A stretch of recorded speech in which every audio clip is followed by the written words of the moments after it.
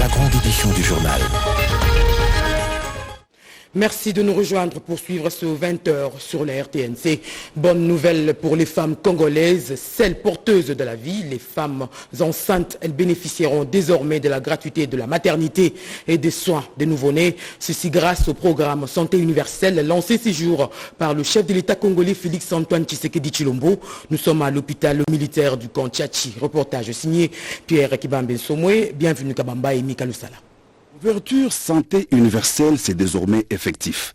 Après la gratuité de l'enseignement de base, vive la gratuité de la maternité et des soins du bébé. Sous le haut patronage du président de la République Félix-Antoine Tshisekedi Tshilombo, le Conseil national de la couverture santé universelle a procédé ce mardi 5 septembre 2023 au lancement officiel de la couverture santé universelle en RDC avec comme premier paquet des soins, la gratuité de la maternité et la prise en charge du nouveau-né. La cérémonie a été présidée à l'hôpital du camp militaire colonel Tchachi, en présence de chefs des institutions, le président du Sénat Modeste Bahati Lukwebo, le vice-président de l'Assemblée nationale André Mbata et de plusieurs autres invités.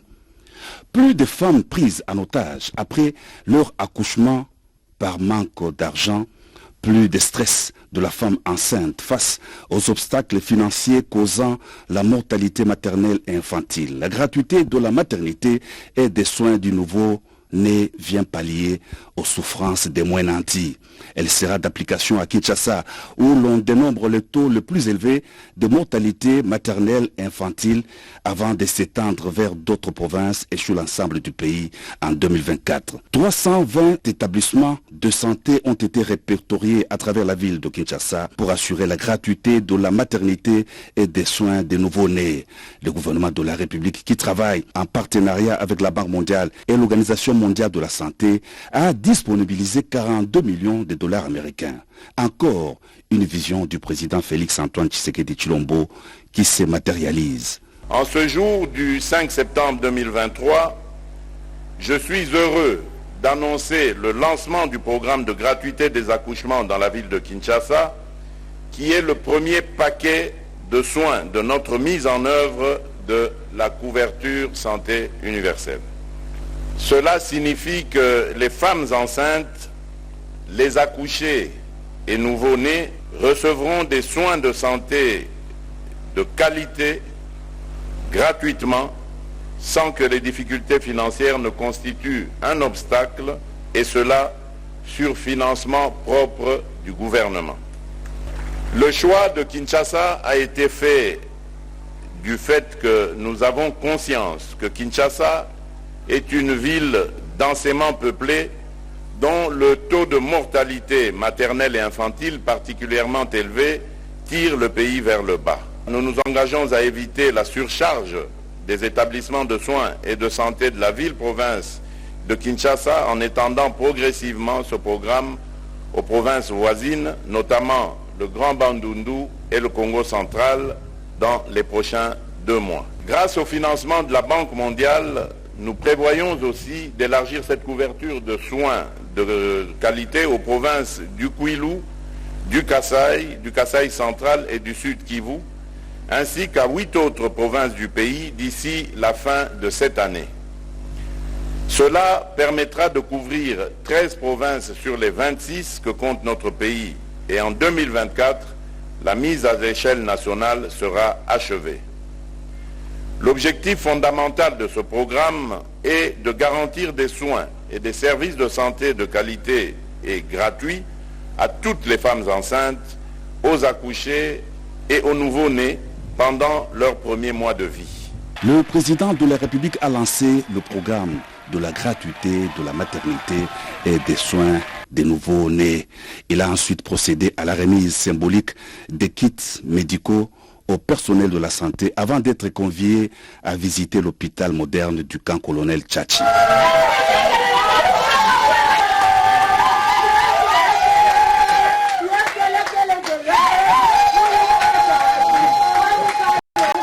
C'est sous les ovations frénétiques que le chef de l'État a quitté les installations du camp militaire. Les élections et la situation sécuritaire de l'Est de la République démocratique du Congo, ces deux points étaient au centre de l'entretien entre le président de la République démocratique du Congo et Didier Reynders, commissaire européen à la justice, Guilain Kaba-Lundi et Kazo Kazadi pour le reportage. Devra accueillir au premier semestre 2024 une conférence internationale sur la justice internationale. L'annonce a été faite ce mardi 5 septembre 2023 à l'issue de l'audience que le chef de l'État Félix-Antoine Tshisekedi Tshilombo a accordée à une délégation de la Commission de l'Union européenne conduite par Didier Reynders, commissaire européen à la justice. Avec le président, j'ai surtout parlé de la situation sécuritaire, bien entendu, en particulier à l'Est. Et nous voulons organiser, et il en est d'accord, une conférence internationale à Kinshasa au premier semestre de l'année prochaine avec la Cour pénale internationale sur la justice transitionnelle, sur la lutte contre l'impunité. C'est très important de montrer qu'on continue à travailler pour les victimes, contre l'impunité dans toutes les violences qui peuvent se passer, non seulement à l'Est d'ailleurs, mais parfois à d'autres endroits dans la République et à d'autres endroits dans la région. Outre la situation sécuritaire, le président Tshisekedi et ses interlocuteurs ont également parlé du processus électoral en République démocratique du Congo. Bien entendu, nous avons parlé du processus électoral, faire en sorte que le processus soit transparent, crédible et qu'on puisse vraiment donner confiance à la population dans les résultats qui vont venir à la fin du processus. Ces hauts fonctionnaires européens ont enfin fait savoir que son institution travaille en étroite collaboration avec la Cour constitutionnelle, le Conseil supérieur de la magistrature et la ministre de la Justice pour moderniser la justice congolaise et accompagner la formation de nouveaux magistrats. Prestation de serment du nouveau chef d'État zimbabwéen le lundi 4 septembre. Félix-Antoine Tshisekedi Tshilombo, président de la RDC, était l'hôte d'Emerson Mnangagwa. Hier donc, à Harare, plusieurs autres chefs d'État et de gouvernement ont assisté à cette cérémonie. Commentaire en images. La vie s'est arrêtée net à Harare et ses environs dès les premières heures de la matinée. De nombreux Zimbabwéens ont investi tous les compartiments du National Sport Stadium pour un rendez-vous sacré relevant de l'ancrage historique de leur nation. À sa descente d'avion, le président Tshisekedi est salué par le ministre zimbabwéen des Affaires étrangères et une frange des Congolais sélectionnés parmi des milliers d'autres postés aux alentours de l'aéroport international Robert Mugabe de Harare. C'est une tonnerre d'acclamations qui marque l'entrée des invités de marque présents à la cérémonie de prestation de serment. Le Sud-Africain Cyril Ramaphosa, le Mozambicain Philippe Nyusi et Félix-Antoine Tshisekedi Tshilombo de la République démocratique du Congo rejoignent la tribune. Déclaré vainqueur avec 52,6% des voix, Emerson Mnangagwa, âgé de 81 ans, remplit pour un second mandat présidentiel. L'homme du jour rejoint le stade avec une foule évaluée à plus de 50 000 personnes et c'est tout le stade qui se lève pour accueillir le président élu accompagné de son épouse.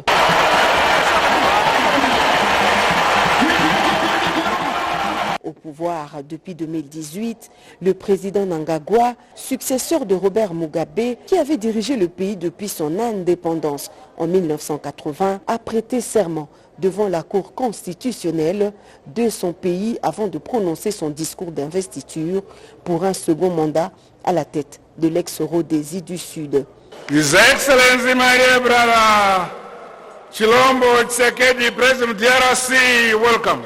Dans sa première prise de parole, Mnangagwa prend l'engagement d'offrir à son pays et à son peuple un avenir meilleur sur base d'une série de réformes applicables dans tous les secteurs de la vie nationale. Ce jeune État de l'Afrique australe, indépendant 20 ans après la République démocratique du Congo, est membre avec la RDC de la SADC et des autres organisations régionales. Sous la présidence de Mzee Laurent Désiré Kabila, les forces armées du Zimbabwe avaient combattu aux côtés des FARDC pour défendre la ville de Kinshasa face à l'attaque rwandaise. Actuellement, dans le cadre de la SADC, le Zimbabwe a donné son accord pour participer à la force régionale de la SADC en vue de combattre les forces terroristes du M23 soutenues par le Rwanda. Sommet africain sur le climat, le Premier ministre congolais Sama Lukonde plaide pour un accès équitable et juste financement pour la réduction de la dette économique de la République démocratique du Congo contractée pendant la période de la Covid-19. Pati Tondouango. Ouvert le lundi 4 septembre 2023 au Kenya, le sommet sur le climat a pour objectif de faire de l'Afrique une puissance émergente en matière de croissance verte et de solliciter une aide financière internationale pour révéler les opportunités sans équivalent du continent. Le Premier ministre Jean-Michel Sama Lukonde Kyenge, émissaire du chef de l'État Félix-Antoine Tshisekedi Tshilombo, intervient au deuxième jour de ses assises pour une fois de plus présenter les potentialités qui regorgent la République démocratique du Congo en tant que pays solution au problème mondial des réchauffements climatiques et des transitions énergétiques de par sa biodiversité et ses ressources naturelles. Les conclusions de ces sommets seront présentées à la COP28 prévue vers la fin de cette année à Dubaï, aux Émirats arabes unis. Ce sommet offre à mon pays l'opportunité de répondre aux attentes que le monde a sur la problématique du climat. Comme on ne se sera jamais le dire, la République démocratique du Congo se présente dans ce contexte comme un pays solution. La République démocratique du Congo a une de produire à travers son système logique de 100 MW pouvant augmenter la partie d'Europe, sans compter sur sa jeunesse, sa main-d'œuvre, qui est aussi un grand potentiel. Et comme le président Couture l'a dit ici tout à l'heure, le potentiel applicable, il est connu. Ici, il est question de transformer ce potentiel. La République démocratique du Congo, trois ingrédients indispensables sont importants. La volonté, la solidarité et la détermination. La volonté, à savoir le respect des engagements que nous prenons, particulièrement les pays pollueurs, ce qui concerne la taxe carbone, comme convenu lors de la COP 15. La volonté sur les financements innovants, les économies vertes, même d'échanger lors du sommet de Paris dernier. C'est tard dans la nuit du 4 au 5 septembre 2023 que le chef du gouvernement a foulé le sol de Nairobi. À l'aéroport Jomo Kenyatta, John Nyakiro, ambassadeur de la République démocratique du Congo au Kenya, était présent pour un accueil aux représentants du chef de l'État Félix-Antoine Tshisekedi Tshilombo. Tradition du pays hôte respecté, Jean-Michel Sama Lukonde Kyenge a apposé sa signature sur les livres d'or, une façon de marquer son passage au pays de William Ruto. Instant suivi d'un entretien de quelques minutes avec les diplomates congolais. Le chef du gouvernement a dans sa délégation le vice-premier ministre, ministre des Affaires étrangères, Christophe Lutundula. Et au cours du traditionnel briefing à l'attention de la presse, le ministre de la Communication et Médias, Patrick Muyaya Katembwe, a dénoncé certaines manières de la presse internationale qui incriminent à tort les services de l'État dans l'assassinat de Chérubin Okende. Le ministre dénonce également le tribalisme utilisé par des personnes de mauvaise foi pour s'attaquer aux institutions. Extrait. C'est franchement dommage que des médias que nous connaissons crédibles comme RFI, comme Jeune Afrique, lorsque vous regardez ces fameux rapports, quand vous commencez simplement à en faire la lecture, regardez déjà dans l'entête sécurité intérieure, il n'y a même pas eux à la fin. Pour donner un exemple, je pense que le ministère de l'Intérieur, mon collègue de l'Intérieur, qui a en charge la collaboration avec les services, va protester vigoureusement. On aurait voulu que RFI ou Jeune Afrique nous appelle pour nous dire, monsieur le ministre, vous pensez quoi de ces rapports? On aurait donné des réponses. À défaut de nous joindre, on aurait pu contacter l'ANR ou le ministère de l'Intérieur pour, c'est justement ça le travail que nous avons appris à l'IFACI, confronter les sources. Et donc aujourd'hui, je parle sans peur d'être contredit, les confrères ont été manipulés. Et c'est tellement nauséabond, cette manipulation, qu'il y a une volonté délibérée de discréditer une enquête en cours. C'est quand même assez dangereux. Dans un pays qui se veut être une nation, on ne peut pas parler des nations lorsqu'on parle des tribus. Je crois que vous faites les relais des propos, même si vous ne voulez pas le citer, je l'ai suivi de l'abbé Chollet. C'est extrêmement dangereux que ces propos viennent de lui. Parce que justement, je ne voudrais pas aller là où vous êtes, mais je peux vous donner des exemples. En 2011, qui était président de la CENI? qui était président de la Cour constitutionnelle, qui était président de la République, qui était ministre de Finances. Est-ce que vous aviez entendu quelqu'un à l'époque venir dire tout c'était du Katanga? Mais pourquoi vous voulez aujourd'hui que nous voulons parler nation, nous définir par les tribus? C'est extrêmement dangereux d'avoir une attitude de cette nature à un moment où nous sommes à 3 mois des échéances qui sont attendues. Moi, je suis élu de Kinshasa, mais mes parents ne sont pas tous originaires de Kinshasa. Comment j'arrive à être élu à Kinshasa s'il n'y a pas dans les chefs des Kinois ces sentiments d'appartenance collective à une nation? Et donc, il faut cesser d'exacerber cette question des tribus. Nous en avons parlé en conseil avec le ministre Yves Moukoulou qui a présenté un projet de loi dans ce sens-là. Nous espérons que cela va aboutir parce qu'il faut que nous bannissions l'identification par la tribu. Vous êtes Congolais, je suis Congolais, certains rajoutent ce que vous savez qu'ils rajoutent, moi je ne les rajoute pas, mais aimons le Congo et travaillons pour le Congo. Et en séjour à Kinshasa, le commissaire européen à la justice Didier Reynders était reçu en même temps par le vice-premier ministre, ministre des Affaires étrangères, par le président de la Cour constitutionnelle, ainsi que par celui de la Commission électorale nationale indépendante. Parmi les points abordés, je cite la justice transitionnelle, les élections en RDC, ainsi que la sécurité de l'Est du pays. Le tout dans ce condensé. Le commissaire européen à la justice, le Belge Didier Reynders, est à Kinshasa en visite de travail avec le vice-premier ministre, ministre des Affaires étrangères et francophonie, Christophe Lutundula Palapena-Pala. Plusieurs sujets ont été abordés. Il s'agit de la question de la justice transitionnelle en RDC, la question sécuritaire dans l'Est et les élections prochaines. Il était également question d'attirer l'attention sur les mesures à prendre pour relancer le dialogue avec le pays voisin. Il a rassuré qu'on est prêt du côté de l'Union européenne à aider pour lutter contre les violences commises dans l'Est de la République démocratique du Congo par le M23. Mais aussi, on sait qu'il faut porter l'attention au FDLR de voir quels sont les moyens d'apporter une solution afin d'apaiser la situation dans la région. Une journée chargée pour le président de la Commission électorale nationale indépendante. Denis Kadima-Kazadi a reçu tour à tour le commissaire européen à la justice Didier Reynders et une délégation des députés et sénateurs français, membres de la section française de la francophonie, conduite par Bruno Funks. Les questions électorales ont constitué le fond de leurs échanges. Nous essayons de comprendre au mieux quelles sont les dispositions du système électoral que nous pourrions, nous, et peut-être intégrer un jour en France. Donc on est venu vraiment en type de curiosité. Et ensuite, si on nous demandait de venir le jour des élections un peu avant pour observer les élections, nous serions bien sûr disponibles. Mais nous sommes vraiment venus là pour écouter et apprendre de la façon dont vous avez organisé les élections. La CENI est déterminée à assurer que les élections se déroulent dans les meilleures conditions possibles. En tout cas, c'est notre ambition aussi du côté européen d'accompagner le processus.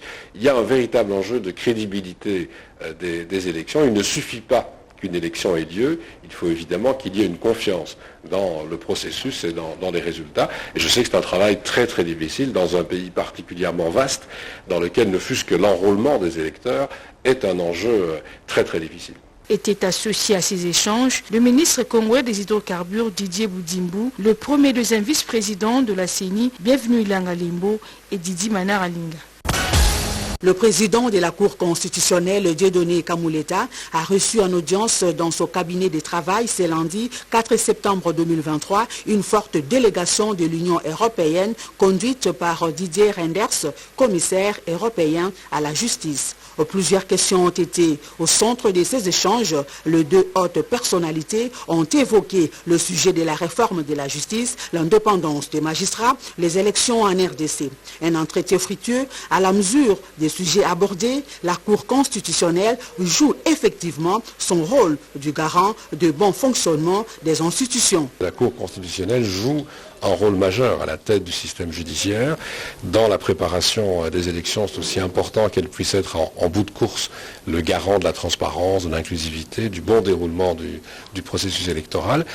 Et puis le président est aussi président du Conseil supérieur de la magistrature, donc les réformes de la justice. Et on a beaucoup mis l'accent dans la conversation avec le président sur la formation des magistrats, puisqu'en 2 périodes, on recrute chaque fois 2500 magistrats au Congo. Il faut les former et il faut permettre qu'ils développent leurs activités dans de bonnes conditions. Et puis, il y a l'aspect indépendance des magistrats, mais aussi responsabilité. Donc, comment gérer la discipline, comment peut-être vérifier aussi l'intégrité. Sur le processus électoral, Didier Reynders estime que l'Union européenne est très attentive à l'ensemble du processus. À quelques mois des élections, les problèmes de transparence se posent avec insistance, d'où la sollicitation de l'Union européenne par Kinshasa qui étudie comment envoyer une mission d'observation. Il faut noter que cette visite vient tout simplement sceller les partenariats durables entre la RDC et l'Union européenne. Et ce communiqué de l'ONEM, avant de poursuivre, la Direction générale de l'Office national de l'emploi, ONEM, porte à la connaissance des employeurs en général et au public en particulier que le visa des contrats de travail des nationaux et des étrangers est une prérogative exclusive reconnue à l'ONEM. À cet effet, elle invite tous les employeurs au suivi régulier du traitement des dossiers en déant 30 jours ouvrables auprès des services visa des contrats de travail des nationaux et des étrangers de l'ONEM, signé Béangombe Fanon, directeur général. Les crimes internationaux, la poursuite et la répression de leurs auteurs, voilà une des matières du traité des crimes internationaux, ouvrage porté sur fond baptismaux par la présidente du Conseil d'État. Reportage Jacques Mégy, Olivier Makissier. Et portant sur le fond baptismaux, je te souhaite plein succès. La doctrine en droit congolais international vient de s'enrichir d'un nouvel ouvrage de 912 pages intitulé « Traité de crimes internationaux ». C'est la 3e édition, l'œuvre du général Laurent Moutata Lwaba, premier avocat général de forces armées près la haute cour militaire. Présenté par le professeur Wane Bameme, dans sa forme et son fond, le traité de crimes internationaux contient 5 parties qui abordent différentes notions relatives aux crimes internationaux, notamment le principe régissant la répression de crimes contre la paix et la sécurité de l'humanité, l'action complémentaire de la CPI face aux poursuites, l'itinéraire judiciaire à risque pour les incriminés, les conflits armés par procuration en République démocratique du Congo, l'évier des violations massives des droits et libertés fondamentaux des humains, et l'analyse détaillée de crimes prévus dans le statut de Rome et en droit congolais. C'est la première présidente du Conseil d'État, Marthe Odio Nondé, qui a porté sur les fonds baptismaux cet ouvrage juridique dont l'auteur, Laurent Moutata Lwaba, premier avocat général de forces armées, dévoile l'utilité.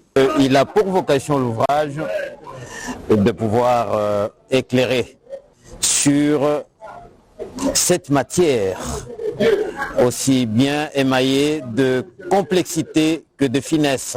Laurent Moutata Lwaba, premier avocat général des forces armées près la haute cour militaire, a à son actif plusieurs ouvrages juridiques, dont 4 volumes sur le droit pénal militaire congolais et le précis des procédures pénales congolaises. Industrialisation de la quinine, la Pharmakina plaide pour une production totalement congolaise. Une délégation de cette entreprise a communiqué au vice-premier ministre, au ministre d'économie, je voulais dire, des initiatives pour accroître la production du quinquennat à l'est du pays, une façon, ma langue m'étrahit, une façon de mieux combattre la malaria en République démocratique du Congo. Anim Balaka. La Pharmakina plaide pour une implication du gouvernement afin d'accroître la production et la transformation du quinquennat localement. Reçu le mardi 5 septembre par le vice-premier ministre au ministre de l'économie nationale, le Dr Vital Kamerhe, le fondateur et manager de la société Alpha Talent Africa, Roland De Corvée, est venu premièrement informer officiellement au gouvernement congolais de l'achat par son entreprise de la totalité de la société Pharmakina dont il dirige désormais les conseils d'administration. Située dans la ville de Bukavu, dans la province du Sud Kivu, la société Pharmakina est une société pionnière dans la transformation du quinquennat. Cette plante a forte vertu curative qui sert de matière première dans la fabrication de la quinine, principal médicament contre le paludisme. La quinine est vraiment un bien congolais, un trésor national. Seulement notre société ne transforme que 20%. de ce produit et 80% sont exportés à l'état brut en Inde, où c'est transformé en médicaments et ça revient en Afrique. Accompagné par l'administrateur de la Pharmakina, Etienne Erni, et le directeur général Garpreet Kang, le nouveau propriétaire de cette société a été conduit auprès du vice-premier ministre, au ministre de l'économie nationale, par un grand notable du Sud Kivu, Norbert Basengezi Kantitima, qui connaît à suffisance l'importance capitale qu'accorde Vital Kamerhe dans le développement de l'industrie pharmaceutique dans la province du Sud Kivu qu'ils ont en commun comme province d'origine. L'entrepreneur produit 10 000 tonnes de maïs par jour à Goma et rachète la production des paysans. Son entreprise est également bénéficiaire des allègements du gouvernement à travers le Code des investissements. Le ministre du Plan a encouragé cette structure qui a visiblement créé des emplois. Françoise Bouelabouaki, Pompoumba. Informaticien de formation, Bernard Bahati, patron de la société Okapi, produit aujourd'hui 30 tonnes de semoule de maïs pour nourrir Goma. On n'y croyait pas, on ne pensait pas que ça pouvait être possible parce qu'on se disait à Anapi, on ne connaissait personne. Le projet Okapi est exonéré par le gouvernement congolais, ce qui nous permet d'importer des machines. Lutter contre l'importation des produits alimentaires, nombreux Congolais se lancent dans la production agroalimentaire.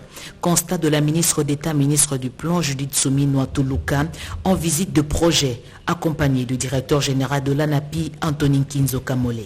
Le président de la République a dit dans sa vision qu'il veut faire des Congolais des millionnaires et aujourd'hui on y est. Et tout ça c'est pour développer la RDC. Une autre usine de production en plein cœur de Goma, c'est Mongabaon. Un portefeuille de 20 millions de dollars américains grâce aux exonérations, des rêves d'enfants se réalisent. On a vu toute une chaîne de transformation avec des silos qui peuvent contenir plus de 2500 tonnes par silo et il y en a 4. Donc ça fait 10 000 tonnes de maïs qui peuvent être produits ici. Il achète aussi des haricots qu'il conditionne ici et qu'il peut vendre. Malgré la présence des groupes armés, l'occupation du M23, le moral reste à l'ouvrage. Le monde des affaires est optimiste et patriotique. Il s'agit ici de promouvoir la réhabilitation et la construction des chemins de fer en République démocratique du Congo. Le protocole d'accord est signé entre l'agence dénommée APCS et China Civil Engineering Construction Corporation. Reportage signé Gaëtan Magalano.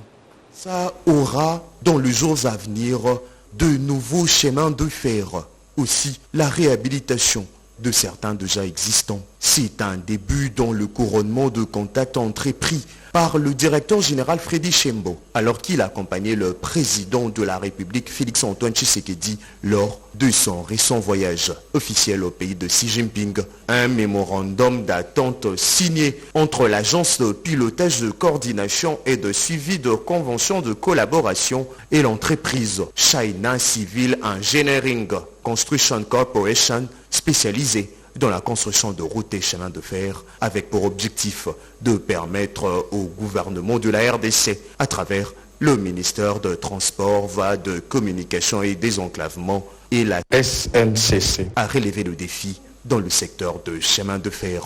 Nous avons rencontré la société CCECC avec laquelle nous venons de signer un protocole d'accord pour la construction et la réhabilitation du chemin de fer pouvant aller de Sakanya à Ilebo. Avec ces protocoles d'accord, les deux entreprises entendent tirer le meilleur parti de l'expertise de deux parties, notamment en matière d'échange d'informations. Entre les deux parties, on commencera de communiquer pour les détails et pour le planning plus concret. Avec la conclusion de cet accord, l'agence de pilotage de coordination et de suivi de conventions de collaboration et l'entreprise China Civil Engineering Construction Corporation travailleront de concert pour donner un nouvel élan à la résolution de problèmes de chemin de fer en RDC et contribuer au développement du pays de Lumumba.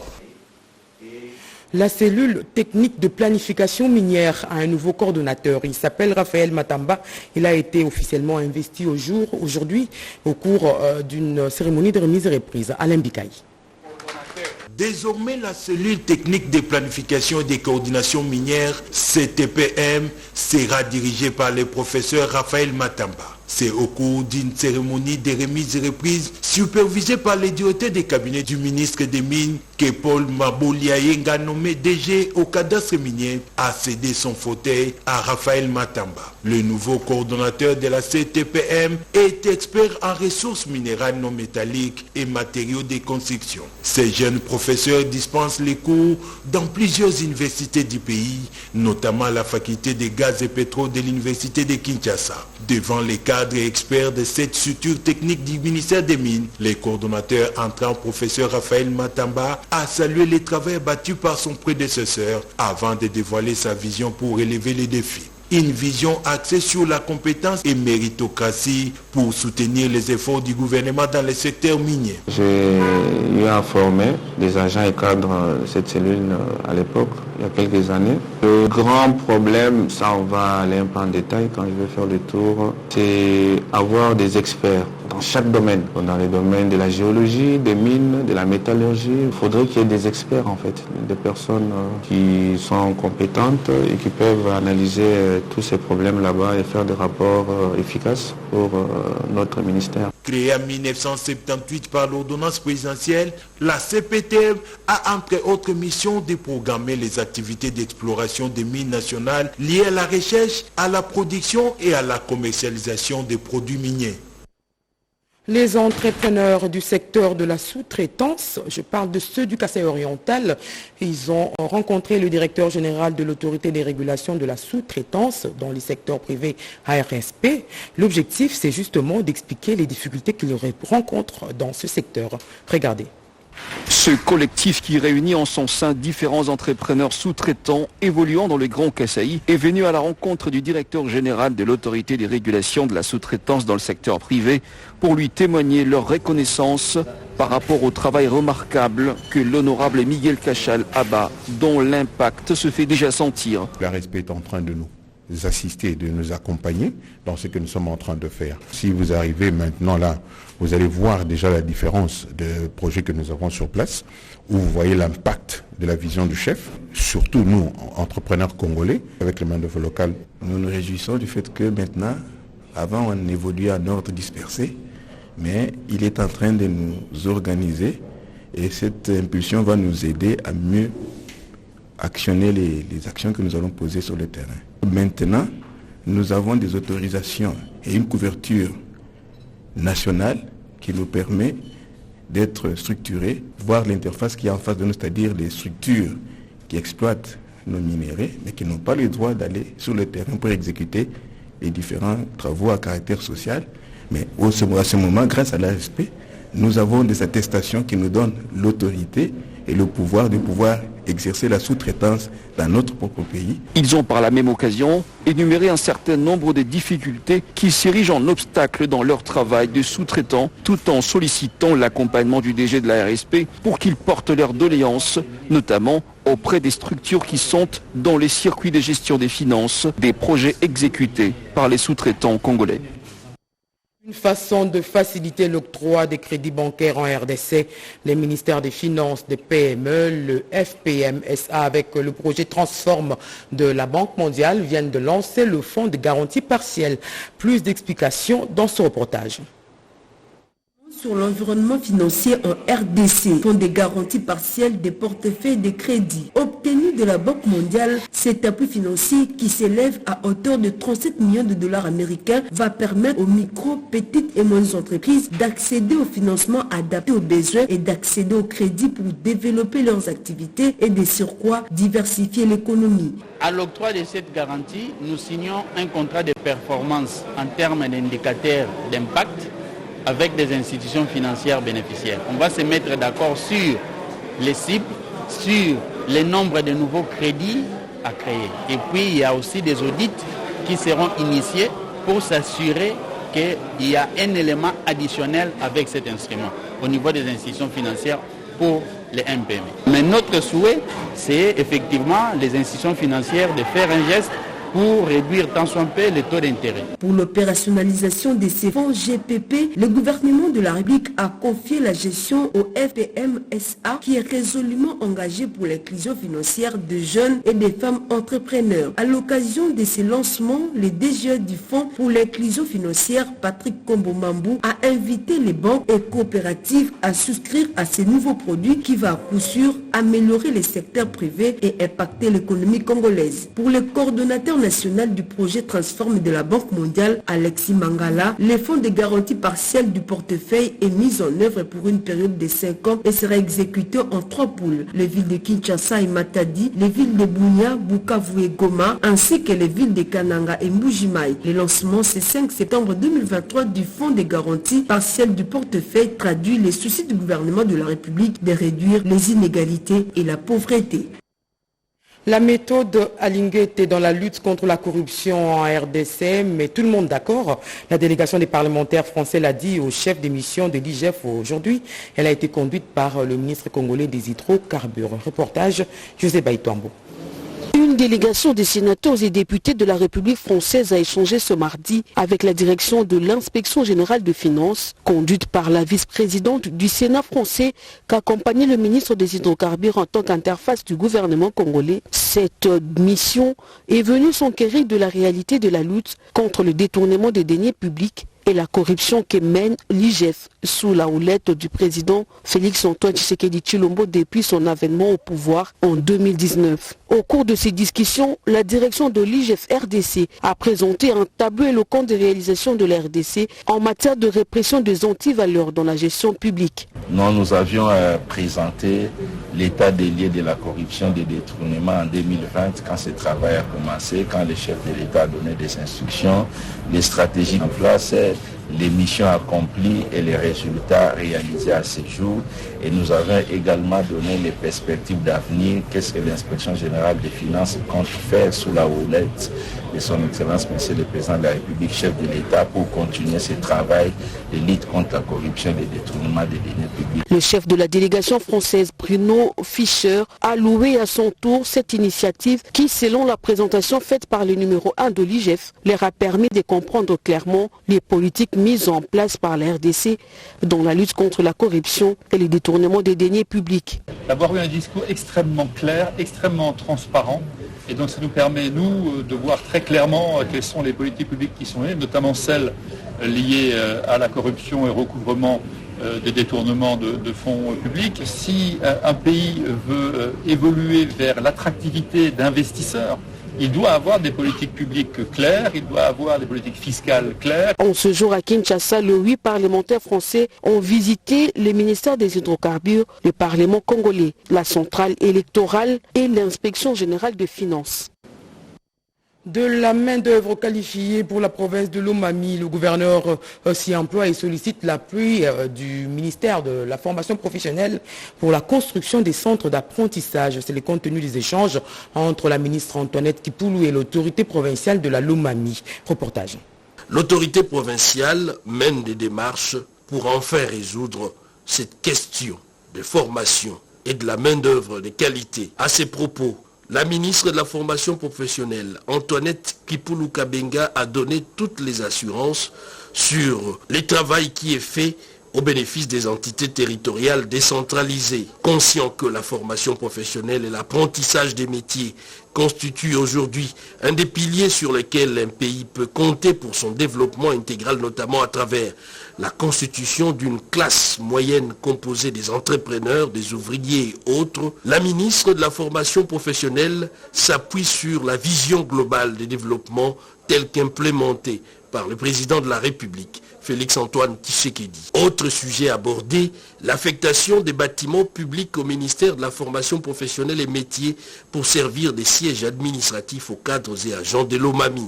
Au cours de la même journée, la patronne de la formation professionnelle a présidé également une séance de travail qui a mis autour d'une table la coordination du cabinet et les animateurs de l'administration centrale, en l'occurrence le secrétariat général et l'inspection générale. Au centre des discussions, la collaboration entre le cabinet et l'administration, l'évaluation des épreuves de l'examen national des fins d'études professionnelles qui, en sa 3e édition, dont la correction doit se poursuivre afin de livrer aux apprenants finalistes leurs résultats. Et ce dernier reportage avant de terminer, Crispin Badou, c'est le vice-ministre des Affaires étrangères. Il vient de passer une semaine à Tchéla, dans le Congo central. Les buts étaient de sensibiliser sur le programme des 145 territoires initié par le président de la République démocratique du Congo. Commentaire, Doris Mozo. Il a installé son quartier général à Tchéla Centre pendant une semaine. Crispin Badou, vice-ministre des Affaires étrangères et francophonie, a prêché le programme de développement local de 145 territoires et son initiateur, le président de la République, Félix Antoine Tshisekedi Tshilombo. En 6 jours, tous les secteurs de Tchéla ont été visités, une messe d'action de grâce pour commencer cette itinérance. À Madouda Centre, un meeting a été organisé par Crispin Badou en prévision des élections à venir. Cet élu de Tchéla préconise un vote sérieux. Les terres congolaises sont sacrées et ne doivent pas être bradées, a indiqué le vice-ministre des Affaires étrangères et francophonie. Une population toute ouïe à laquelle ce cadre de l'union sacrée de la nation appelle à donner un second mandat au chef de l'État, Félix Antoine Tshisekedi Tshilombo, pour que la gratuité de l'enseignement de base se consolide et que le programme de développement local de 145 territoires se poursuive. Un discours bien capté par le peuple de cette partie du pays. Le village de Falonga, Mazé, Kiobongoy, Kiambaku et Kizolele ont connu un jour spécial. Les équipes locales ont reçu des dons de vareuses. Les enjeux des élections qui pointent à l'horizon ont été expliqués. Le mercredi 30 août, Crispin Badou a terminé la visite du secteur de Madouda Centre par le village de Kimbinzu, Kondi, Bongila, Makoka, sans être exhaustif. Le secteur de Lubolo et ses villages ont eux aussi reçu l'autorité morale de l'ADPC qui aligne les députés à tous les niveaux. Par sa fondation, le vice-ministre des Affaires étrangères et francophonie, Crispin Badou, organise les comités locaux d'entretien routier avec essentiellement le cantonnage manuel. À l'occasion de cette rentrée scolaire, il a demandé aux parents d'envoyer les enfants à l'école, surtout dans les villages de Kiombongoï et Nzobe, qui ont bénéficié déjà de 2 écoles, fruits du PDL 145 territoires. Message de condoléances de Madame le gouverneur de la Banque centrale du Congo, consterné par la disparition ce samedi 2 septembre 2023 du gouverneur honoraire de la Banque centrale du Congo, BCC, M. Paipai Pierre Ouassiakasigé. J'exprime au nom de l'Institut des missions et au mien propre ma vive compassion à sa famille biologique et au peuple congolais. Homme d'État convivial, l'illustre disparu a connu une riche carrière politique et professionnelle qui lui a donné l'opportunité de servir la nation à différents postes de responsabilité, notamment en tant que ministre, député, administrateur, directeur général, président, délégué général et gouverneur de la Banque centrale du Congo. L'Institut des missions retiendra de son 5e gouverneur, soit celui qui en a tenu les rênes de 1985 à 1991, la création du service des pensions en charge des problèmes des agents retraités, de veuves et des orphelins, la mise en place de l'audit du gouverneur ainsi que du bureau de représentation de la BCC à Bruxelles. Toutes ces actions ont été d'un apport très important dans la conduite des activités et des opérations de la BCC qui, à cette occasion, lui exprime toute sa gratitude. La République démocratique du Congo perd ainsi un de ses dignes fils. Puisse la terre de nos ancêtres lui être douce et légère. Fête à Kinshasa le 4 septembre 2023. Malangou Kabedi Mbouyi. Voilà. C'est la fin de ce journal et merci de votre particulière attention. Bonne suite de programme sur la radio-télévision nationale congolaise. Je vous retrouve demain. Bonsoir.